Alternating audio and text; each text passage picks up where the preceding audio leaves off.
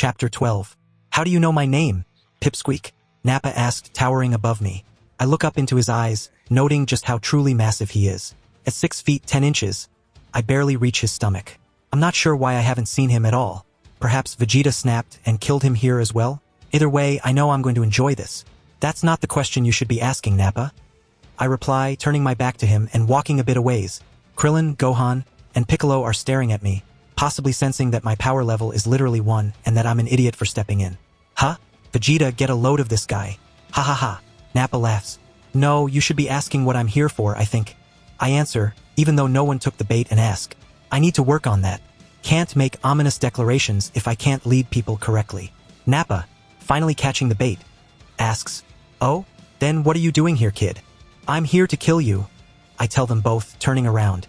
I'm standing just 10 feet from Nappa, with Vegeta about 15 feet further back. Nappa starts laughing, as does Vegeta. Thankfully, I don't hear any laughter from the Z-fighters behind me. I'm sure that from their point of view, this is asinine. Hey, kid? I don't know what you're doing, but you might want to get out of here. These guys are bad news. Krillin stage whispers to me. I turn back to him and giving him a thumbs up, and say, No worries, Krillin. These two don't stand a chance. Oh really? You Earthlings are all the same. Obviously, you've never faced the power of a true Saiyan warrior. Vegeta says, finally entering the conversation. I can sense that Nappa is sitting rather comfortably at 4K power level.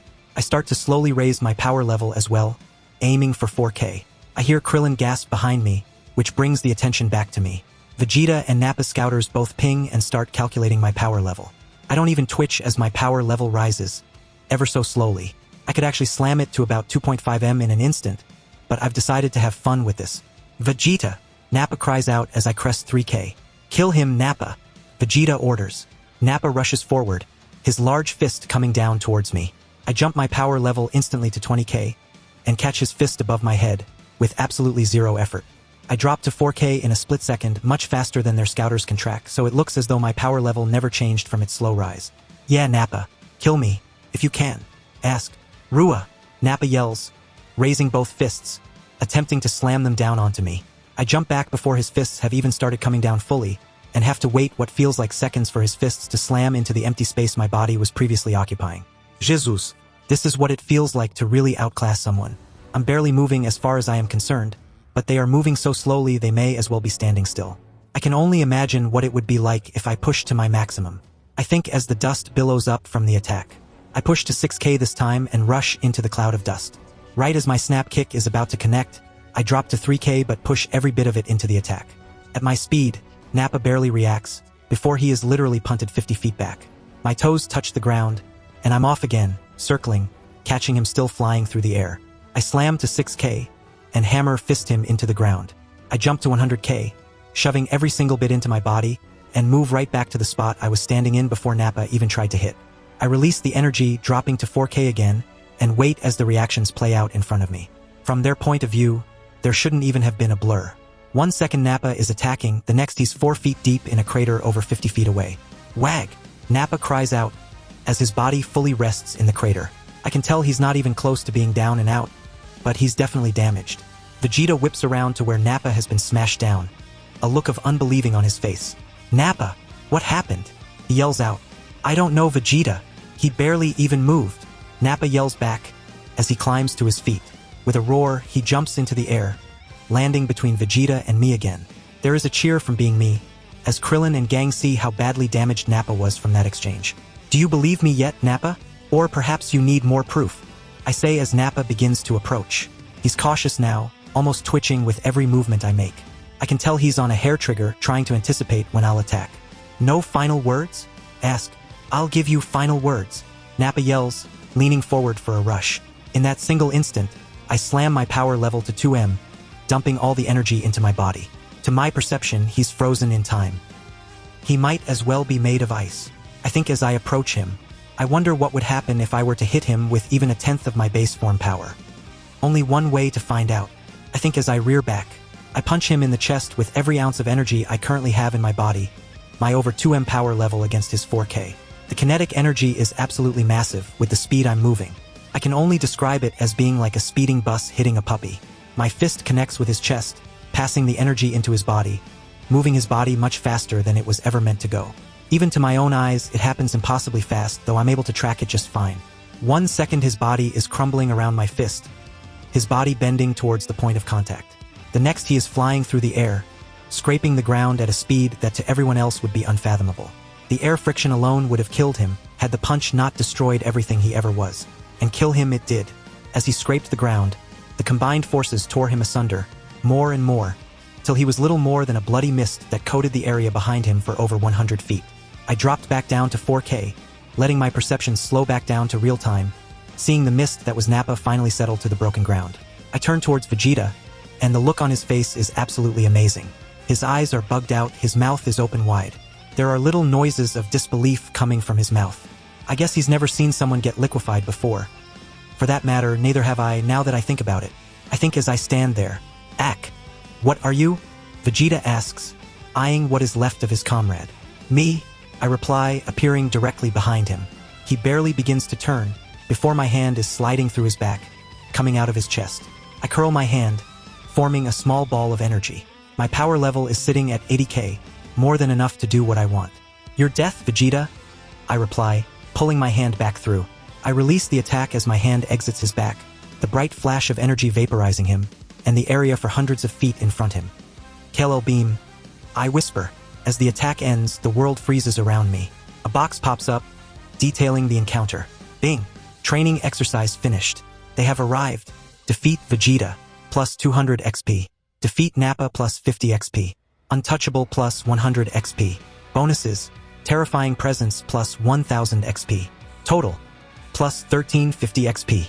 198 650 XP till LVL 15. I click accept and find myself back in the pendulum room. Mr. Popo is standing there, looking at me with fearful eyes. What's wrong, Mr. Popo? Asked. That was...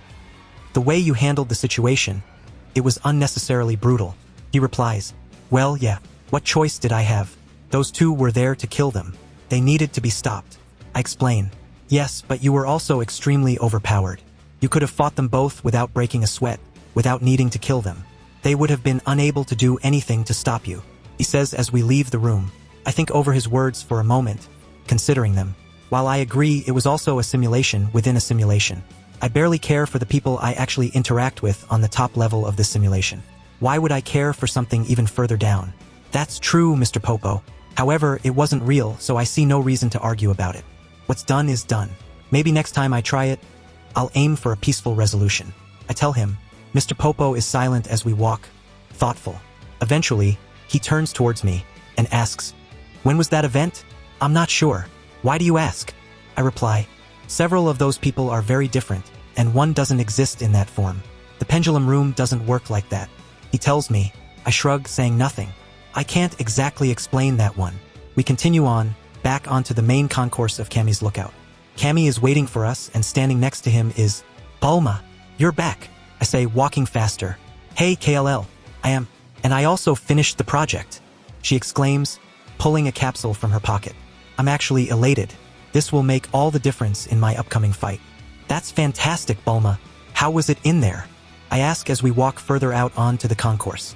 It was spooky, honestly. If this wasn't so important, I really don't think I could have stayed for so long. She replies, the gravity in there was as weird as you said it was. As soon as any of my instruments left the staging area, there would suddenly be super heavy. That actually helped me figure out how to make this work. Kinda, ask. She tosses the capsule after clicking the top, and it pops open into a square room about 10 by 10 by 10. Check it out, she tells me. I step into the box and find a computer screen in one corner. The door closes as I boot the computer on. There is only a single prompt, asking me if I'm ready. I click yes, and feel the room shake a bit, and a low hum fills the room. I start feeling heavier, slowly, as the gravity within the room increases. However, it stops at barely 2x the gravity. Frowning, I turn it back off and walk out. From the look on your face, you've noticed the issue? Bulma asks. Yeah, it only managed 2 times Earth's gravity, I reply. I'm sorry, Kal-El. This technology is completely new and pretty much cobbled together. I worked at it for over a month once I got it to multiply the local gravity, but I couldn't make it go any further. I'll keep working at it, but the isolation of the chamber was getting to me. Will it help at all as it is? I'll go back in if you need me to, Bulma says. I think about it for a moment, considering what she is saying. Wait. Did you say it multiplies the local gravity? Ask. Yeah, that's right, she replies. I smile, realizing that this will be just good enough. Yeah, Bulma, this will work just fine. We replaced the gravity room back into its capsule and trundled me into the time chamber. If it works like I expect it will, I'll know soon enough. As the door closes behind me, sealing me in, I can feel the open emptiness of the chamber closing in. Seeing no reason to wait, I walk to the edge of the platform and step off. Immediately I can tell that the gravity here is just as strong as King Kai's planet. At 10 times Earth's gravity, it would be a real workout for anyone that isn't already used to it.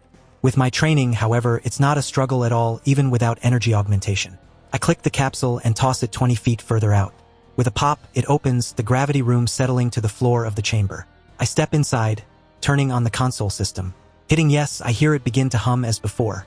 Slowly, the gravity within begins to increase. I wait with bated breath as the machine begins to whine heavily. Come on, come on, come on. I'm thinking, hoping that this works. Slowly, the gravity stops increasing, the indicator showing at 1.6x local gravity. I move around a bit, hoping it'll be enough. 16 times Earth's gravity is quite a bit more than I was used to, and I could feel the strain. I drop and begin to do push-ups. Takes 50 push-ups before I get an alert. Limits released. Bing! You have gained +1 strength for training in a higher gravity. I smile and continue working out, prepared to push myself to the limit. It's been almost 2 months, and I'm reaching the upper limit that the gravity room can help me reach. I've been pushing harder and harder. My power level had gone up, and was reaching a level that would almost guarantee my victory. I had reached 199 in both strength and endurance early yesterday, and was pushing to see if I could go any further. I was worried that I may need 20 times gravity to push past 199, that maybe it worked in sets of 50. I keep pushing, but it isn't doing anything for me. After another 3 days, I give up. Stepping out of the gravity chamber, I collapse it back into its capsule form. I walk about 50 feet further into the chamber and square up. Grua! I yell, pushing my power level to its new maximum. 48,234,018 stares back at me, but I know it can go even higher. I start pushing, reaching for that little switch that makes everything change. With a small click, it goes, my power level jumping to heights once thought unreachable. Ha! Ha! Ha! I'm gasping once my power level has truly maxed out. Well, I think that's high enough. If 214.5 million isn't enough to beat Frisia into the ground, then something is wrong. When he fought Cooler, he was barely above 140 million. I can expect he's gotten stronger, seeing as Cooler beat him into the ground, but I don't expect he'll have reached golden form. If he did, we may have a problem. I think as I pulse my energy through my body, I put one palm out and begin to push my energy into the palm of my hand. A small compressed ball of energy forms and begins to almost hum with the energy. I focus on it, hard, keeping its form steady, as I push more and more energy into it, more and more, till it's blindingly bright, and humming loud enough that the air is vibrating with it. Finally, it's reached its maximum concentration. I look at my time indicator and notice that only 2 seconds of real time has passed, compared to my own perception. Not bad at all. With a yell, I release the energy. A wide, angled flash of energy emanates from my palm, blanketing the area in front of me, continuing on to the horizon. The floor of the time chamber practically smokes with the heat and energy of it, as a gale wind picks up. I nod to myself and start making my way to the door. It's time to take care of some business. Frisia Planet 218. A small, almost desolate planet, Frisia Planet 218 is as a smudge of brown amongst a system of gas giants. Its only real use is as a staging area for the strike forces that are heading towards deep space. Having a thin atmosphere, and less than 1,000th the water of Earth, it's a dry, arid planet. Floating high above the planet, a cloaked ship waits. Send a message to Xenace. Tell him that we await confirmation. A low voice says, "Yes, my king. At once." Another voice replies, "Earth, Cammy, I must speak to you," Mr. Popo says shortly after KLL entered the time chamber. "What is it, my friend? You seem troubled." Kami replies. They are both standing on the edge of the lookout, staring out into the dark. Night had fallen, and with it came the stars. Cammy always felt a deep yearning when he would look at the stars. He would never regret becoming Earth's guardian, but that didn't stop him from wondering. "Cammy, I think I took KLL to the pendulum room and let him try it out. When he was in it, it did something I've never seen before," Mr. Popo explains, haltingly. What did it do?" Kami asks. Mr. Popo pauses, thinking over the situation. It showed him something that never existed, something that never could exist. On top of that, his reaction is deeply troubling. He faced off against 2 Scions, one named Nappa, the other named Vegeta, which I assume is the same Vegeta that Bulma has been speaking of. They had apparently come to Earth and ended up facing off against several people. From what I was able to see, they fought against an unknown young boy, Krillin, Yamcha, Tien, Kaioshin, and Piccolo. Cammy turns to face Mr. Popo. Piccolo? That doesn't seem to make sense to me, especially working with those that defeated him. What of his reaction? The two Scions were completely outclassed. KLL brutally destroyed them with absolutely no remorse. It was bad, Mr. Popo says worryingly. He does not seem to be evil, Mr. Popo. A bit cold, yes. We'll watch and see. As long as the Earth is not in danger, I'll not interfere. Cammy tells him. Yes, Cammy, he replies. Planet Vegeta. Several hours earlier, a young man of 25 sits on a throne in a large, dark room. The planet is quiet, as night has long since fallen, which suits him just fine.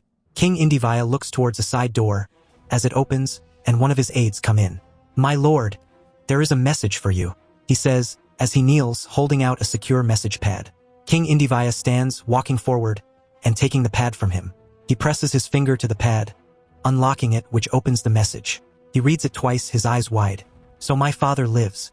Not only that, he thinks, turning from the kneeling man and leaving the throne room. He travels down several hallways and staircases till he comes to locked door. He types in a long sequence of numbers on the keypad and then presses his whole hand to the pad that pops out. With a whirl, the door unlocks, allowing him to enter. The door closes behind him, locking again. As he enters, the lights turn on, illuminating the small secure room. I never thought I would have a need to enter this room, he thinks as he walks through cases of files. He finds the one he needs, pulling out the box that contains his objective.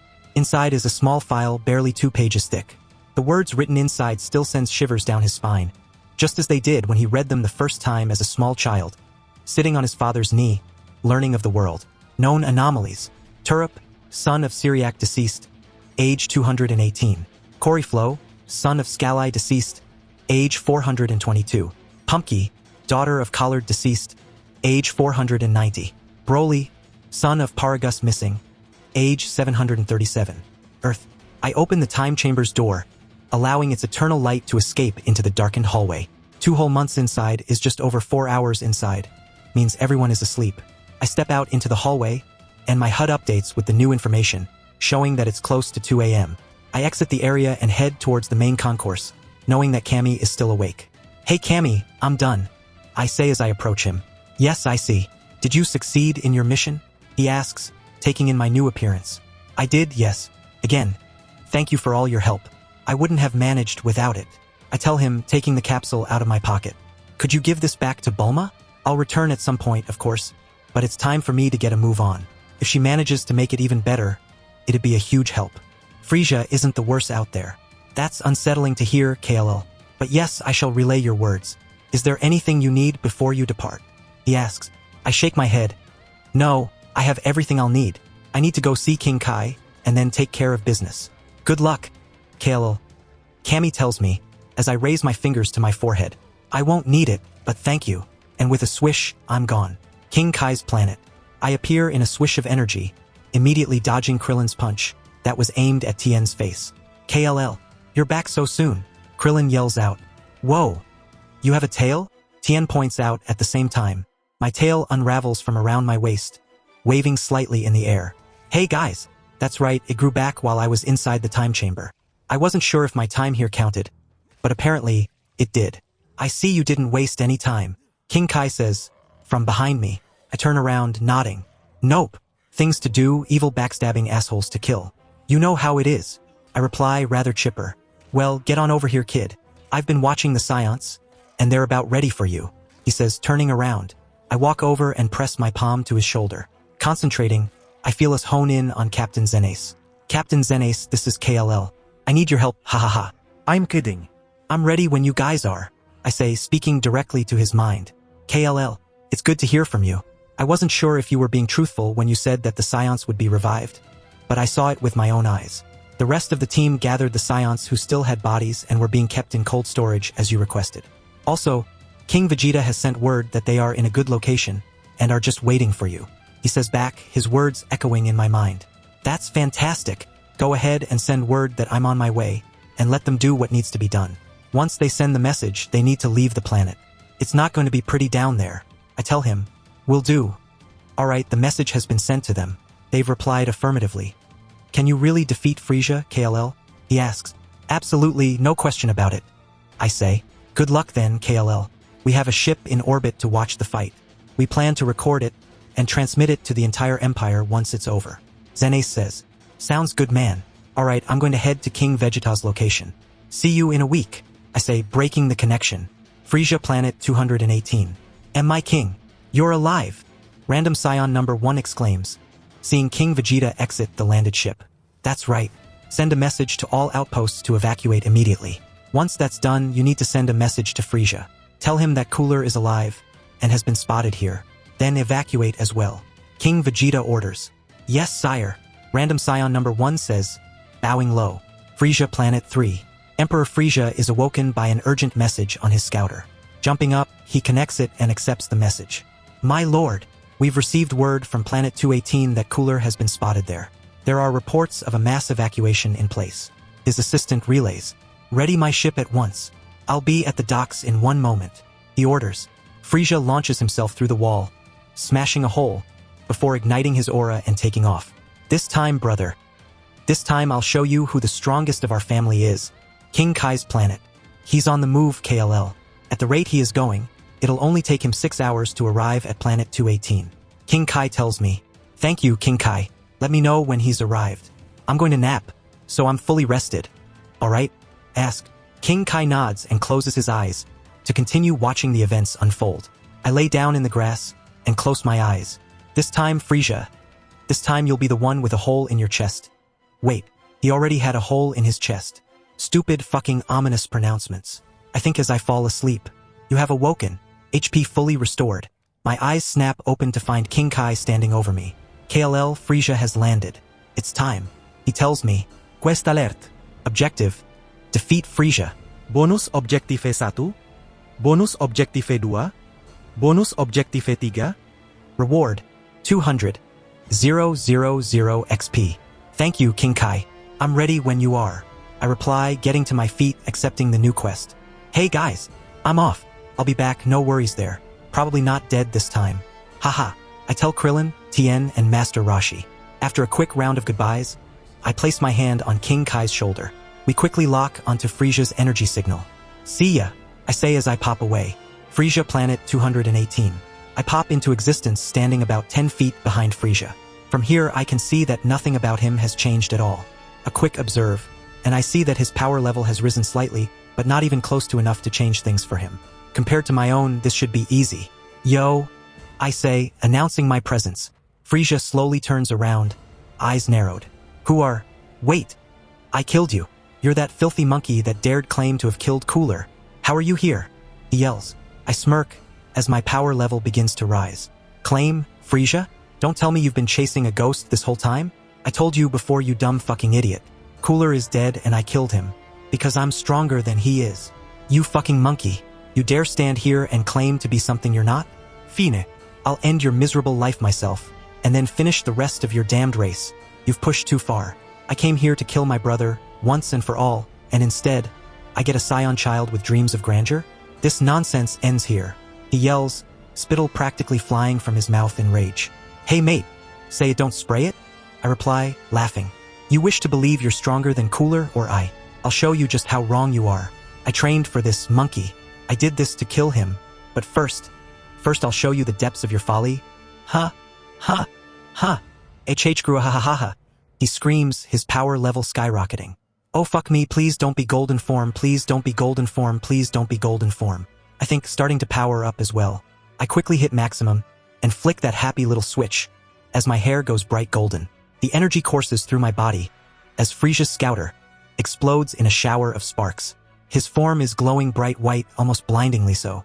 Gwa! I'm screaming as my power level crests 200 million. I start to rush forward, hoping to stop whatever transformation Frisia is attempting. But the energy he releases hits me like a train, knocking me back. The dust starts to clear, but seeing it just tells me what I already know. Name Frisia. Title Emperor.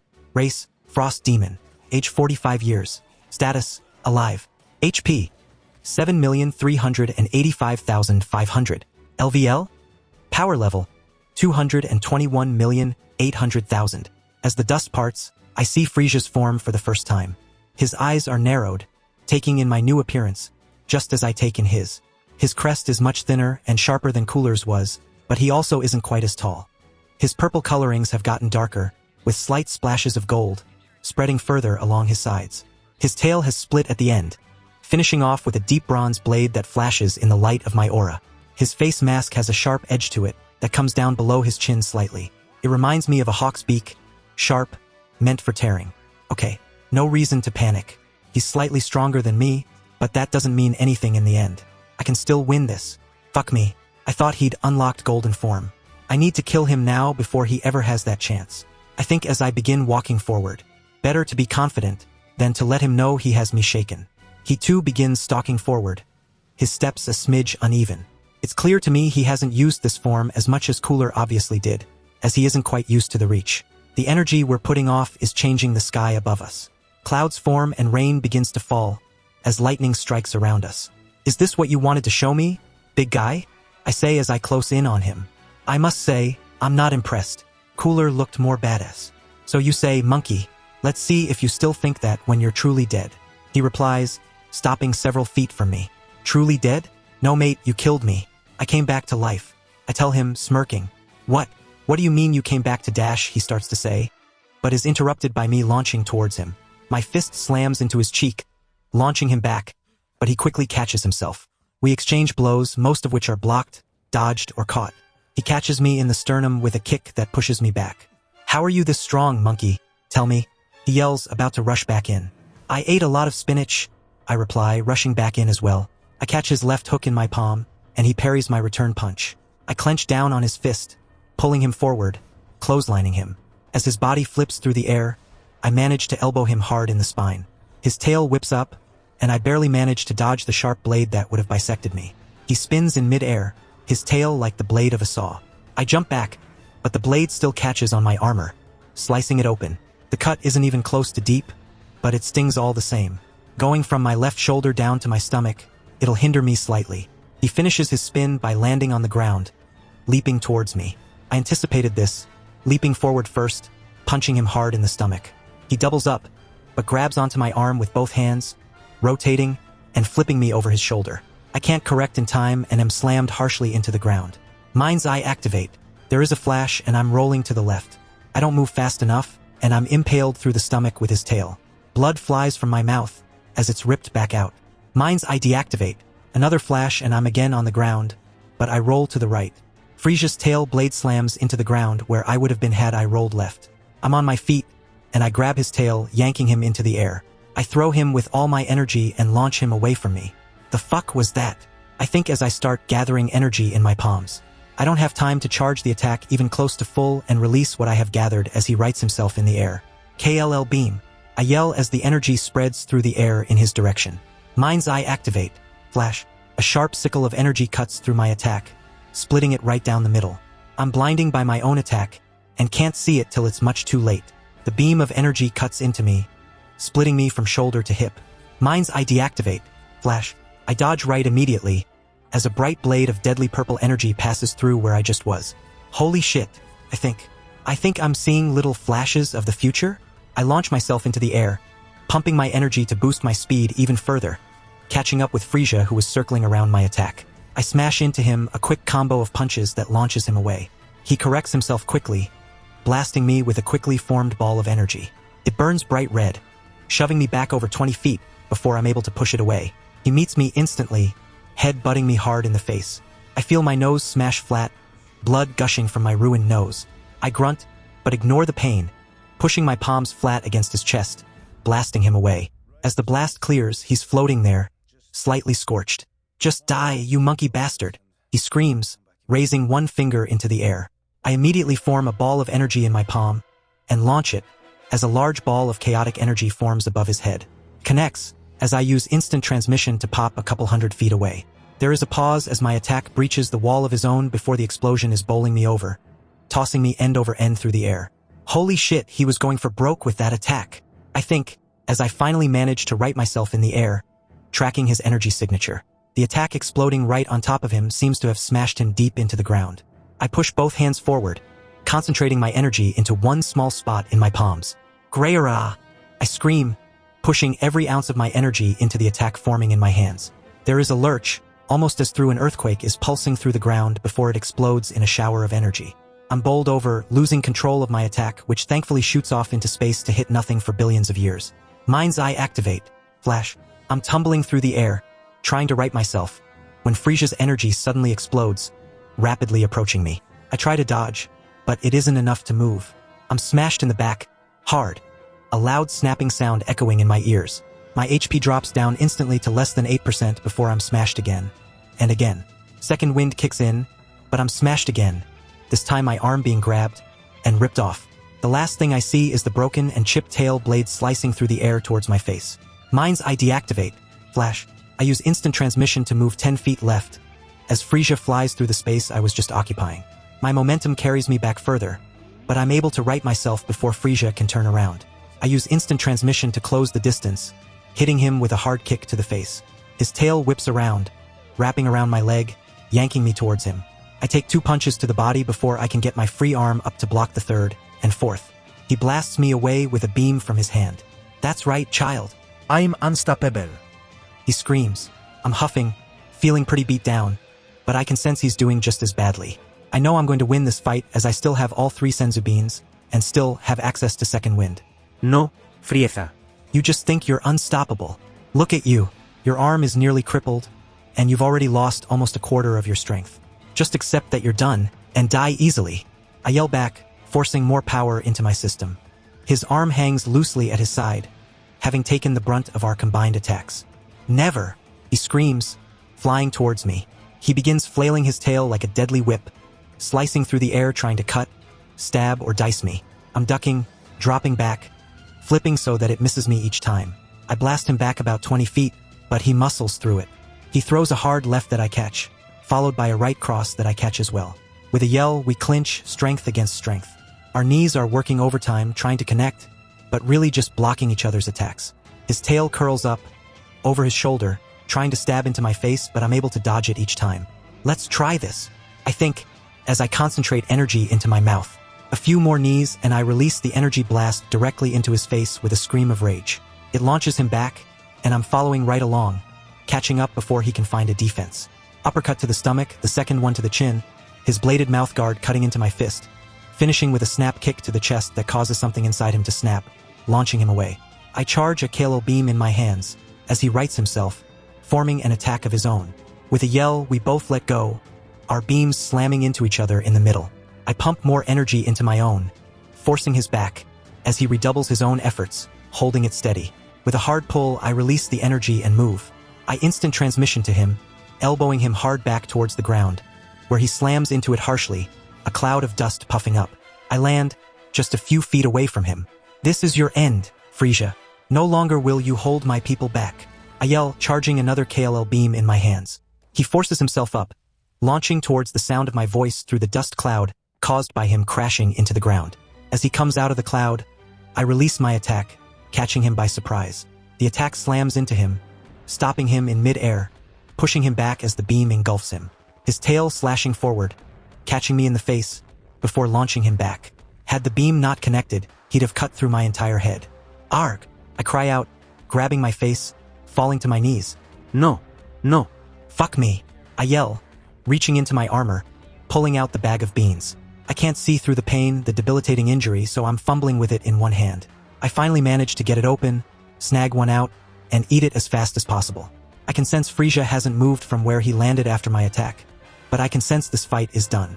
He has barely a tenth of his power level, while I'm quickly refilling back to max.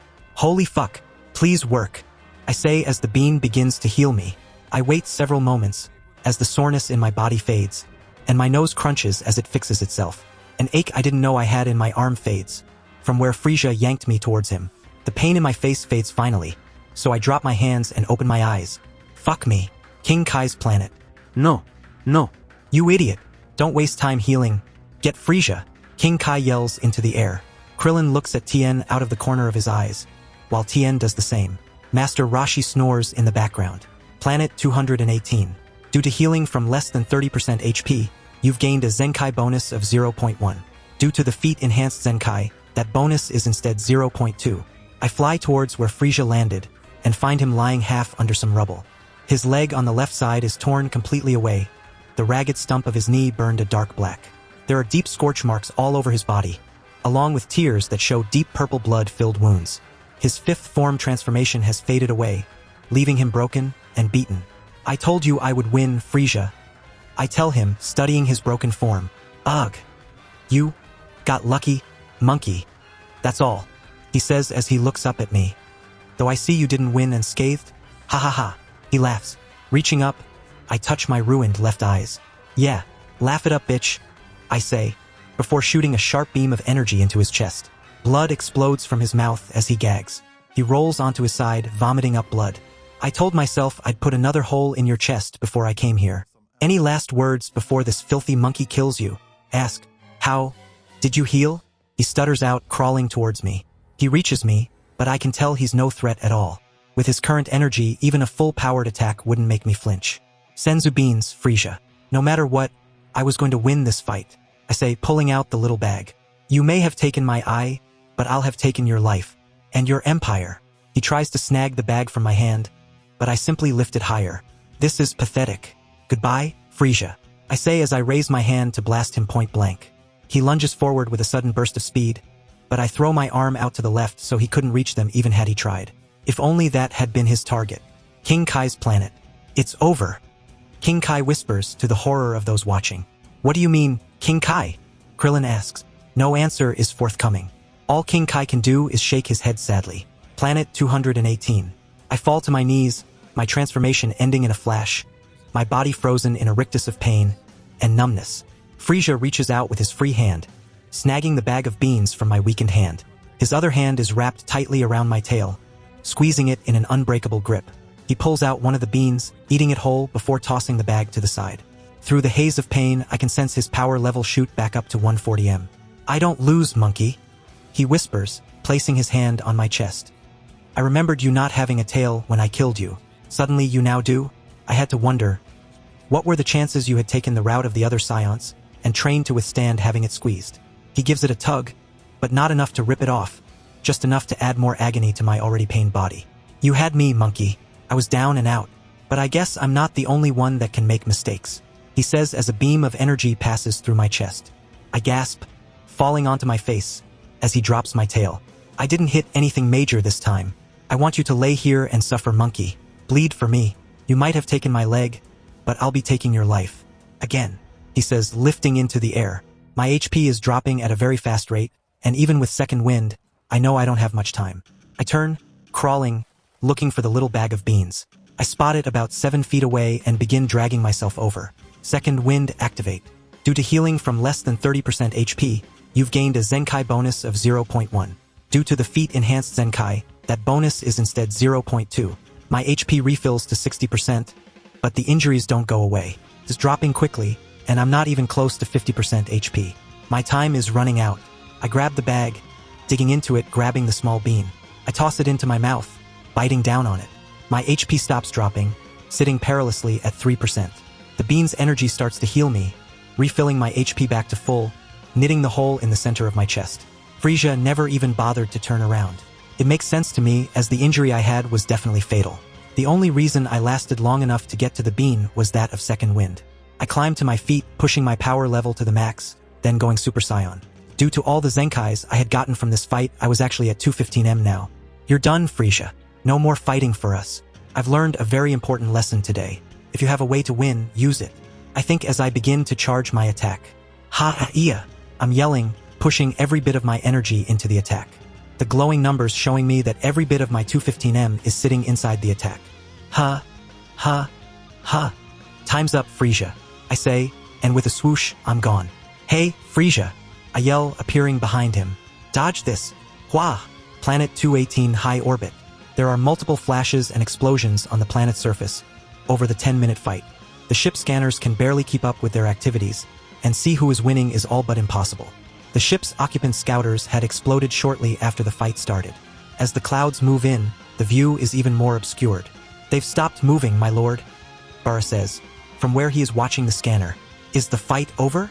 he asks, staring out the large front view screen. I don't think so, sire. Both are still showing as extremely high on the power scale. Wait, something has happened to KLL.